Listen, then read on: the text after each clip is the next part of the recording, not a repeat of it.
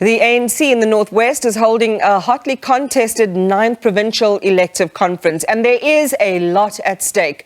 How serious is this accusation against the provincial leadership of manipulating the delegate list? And what are the prospects for a successful outcome this weekend?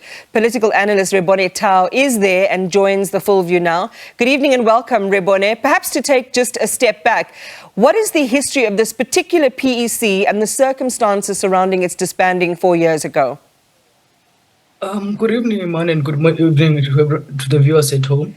I think we must start about the historical context of Northwest, which I think is very interesting. That if you go back to 2007, after the former President Jacob Zuma emerged in Polokwane, Northwest was also disbanded at the time, and Nanamloi was the provincial chair and Supra was the secretary.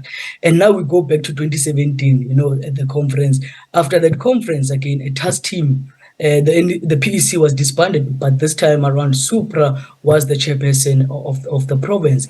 And now you are having a second task team after the disbanded, because there was a task team that was formed in 2018. For an example, you had Kinetswe, one of the MEC of Economic Development, who was at the time the coordinator of that task team that was established in 2018, and now having another task team which is led by Chauke.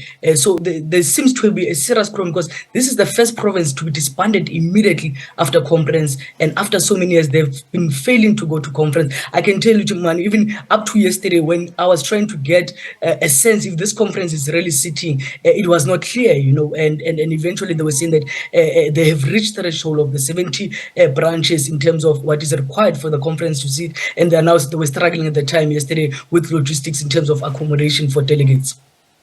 All right, as you say, just a rocky decade or more with regard to the constitution of the PEC. But there are some familiar controversial individuals, Rebone, including former Premier of the North West. You mentioned his name just now, Supra Mahumapelo.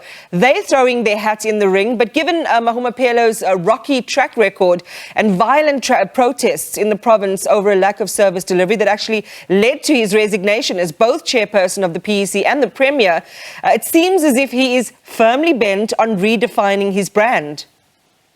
No, absolutely. I mean, if you talk to people within the Northwest province, most will tell you that Supra remains a figure in this province and that he's likely to emerge part of the collective. And I can tell you, on Wednesday night, I was speaking to one of the chairperson candidates, and I was asking them that have they consolidated their slate? And they said to me, they have not consolidated. Actually, we have not seen any consolidated slate in Northwest right now. We don't know who's running with who under because I think there are 4 candidates as things stand. Is no who's the former chairperson who led the Northwest province going to the Polokwane conference. You've got Kinetswe, as I indicated, that she was the former coordinator. And by the way, Kinetswe is also a former DSG of the ANC fleet. She led with Makatlo, and the late Makatlo was the secretary. You've got the MEC of Finance, Mutlalepule, who's also raising a hand, and you've got the Premier also who's raising his hand. So, but we are trying to get a sense of who are the people that will be leading with them in this collective, and they seem to have not consolidated all the factions.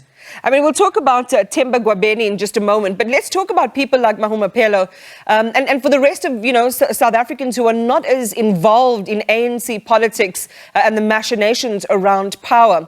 The broad picture would be, what does it mean for the fate of the president? So if Mahumapelo ascends, what would that mean for the president of the party, Cyril Ramaphosa?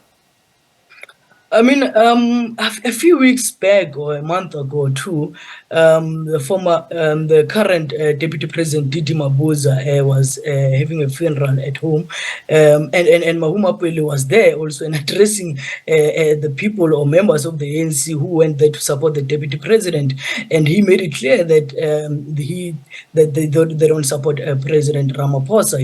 He was very vocal about that. So that will be a very interesting, because of that means that we'll have Northwest, which will also consolidate against the sitting president as he goes for his second term in December. What you've got as a counterbalance, then probably one of the other candidates, Temba Gwabeni, who is a fierce critic of Mahumapelo.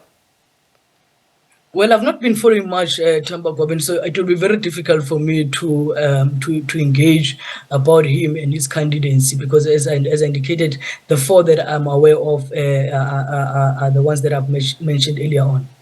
Well, let's talk then about, it's certainly not unprecedented dispute about delegate lists, especially given that history that you painted for us of the ANC in the North West. Is there any particular significance to this dispute around the delegate lists? Iman, we can go back to the local government list.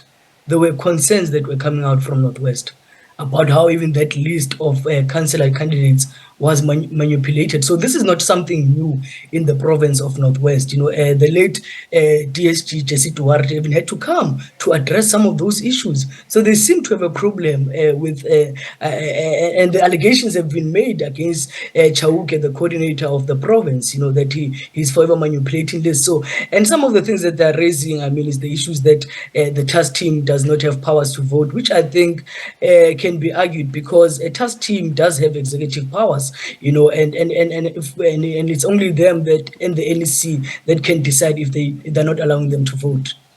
So we're expecting a news conference imminently from where you are by ANC officials. But what is the expectations, given the rocky start and given some very clear political allegiances and lines in the province, for how things will come to a head by Sunday?